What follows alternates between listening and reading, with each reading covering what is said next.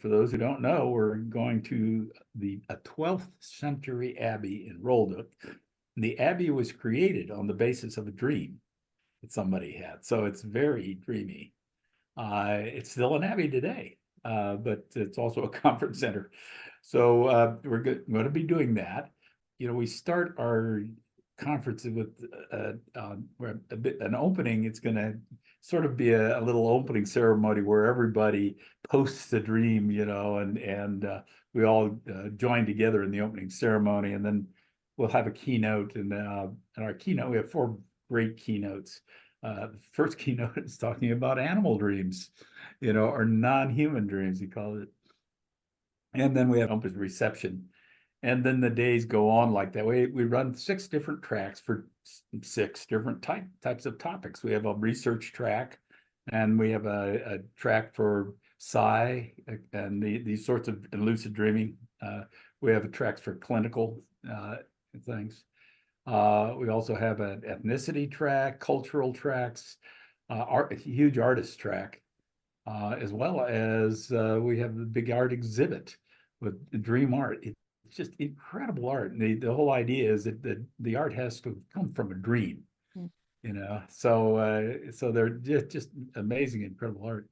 And then the conference goes on like that for a number of days. We have some free time in the afternoons, where we have a dream hike on the Dutch-German border. We also, there's a cathedral there. So one of our managers thought, would it be nice to do singing in the cathedral? Because the acoustics of this big echoing cathedral. So every dinner time for 15 minutes before dinner, anybody who wants is going to come in, and we're going to all join in and sing in the acoustics of this cathedral.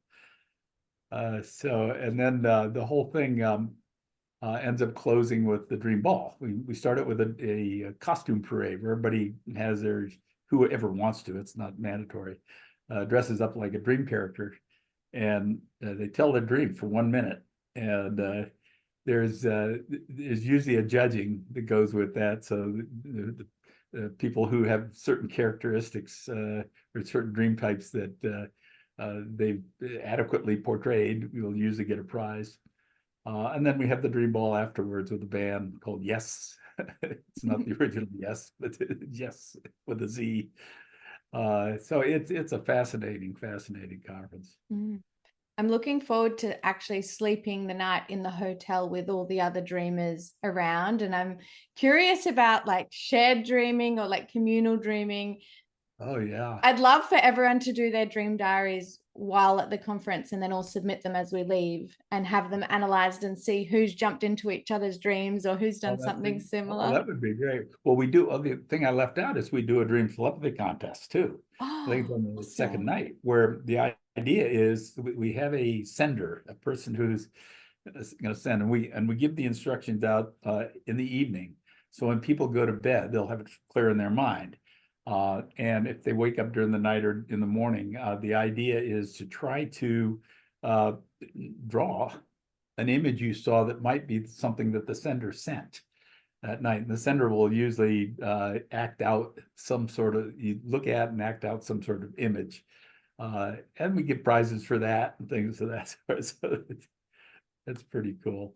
That's awesome. Yeah, we get some amazing results from that. It was roughly based on some experiments done by Stanley Krippner and Ullman and Vaughn at Maimonides Medical Center. It tries to replicate that, but in a fun way. That's great. So for anyone who it's their first year coming to the conference, do you have any tips for them to get the most out of it? Well, I think you can drive yourself nuts trying to go to everything, because there's 6 tracks. There's 150 presentations. So we are recording all the lecture tracks, so that you have a chance that if you've got a lecture and a workshop that you want to go to at the same time, you can go to the workshop and get the lecture track on recordings. So that's one thing, is don't try to stress yourself out too much. Just try to relax and make friends too. If you need help, we have a registration and information desk They'll help orient you to things. There's also a first timers morning dream. Every morning we have morning dream groups where people are supposed to work on just the dreams they had that night. And there's one for first timers. So the first timers, that's a good one to go to really understand, learn about that. Plus, we're going to have a couple tours, guided tours of Rolduc itself. They're paid guided tours. They're 10 euros, not a big deal. But and they're kind of limited because there's only 2 of them. But that's another thing to just learn about Rolduc. It sounds like you've covered absolutely everything. It's going to be amazing. We've covered too much. No, there can never be too much when it comes to dreams. Right. Yeah. And then next year we're going to do we're going to do it all virtually. So people who can't attend for one reason, plus those who could, but want to join us anyway. There are a lot of people I know that want to come, but can't do the travel, or I'm in Australia, so it's a long way to go, but I've been able to make it happen this year, luckily. But I know there are so many people that are like, it's my dream to go to the conference, and they'll love being able to chime in online. So what happens in the First Timers Dream Group is really, I think, 3 things. Lauren and I introduce the topic of dreaming for people who are coming to the conference but haven't had a lot of previous experience with keeping track of their dreams.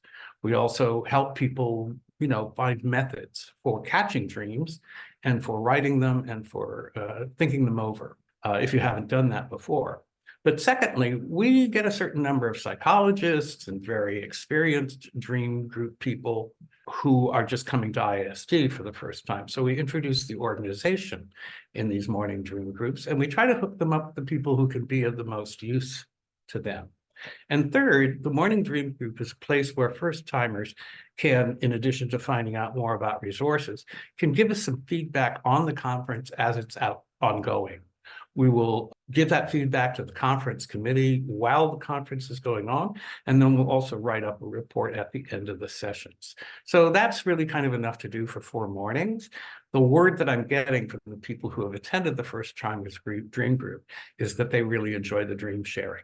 That's great. Yeah, that's a great resource for people that are new, coming for the first time and trying to get involved and, learn more about everybody. So that's amazing. I'm looking forward to that as well. Thank you.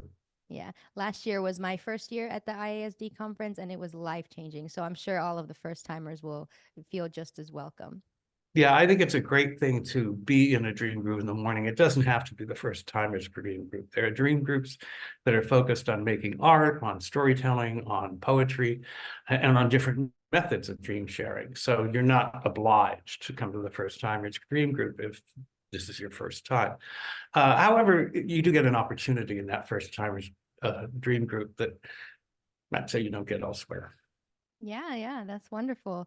That's good to know. So, well, I appreciate you coming in to check in, and I'm really excited for your multiple presentations and the dream group, and I will see you at Rolduc.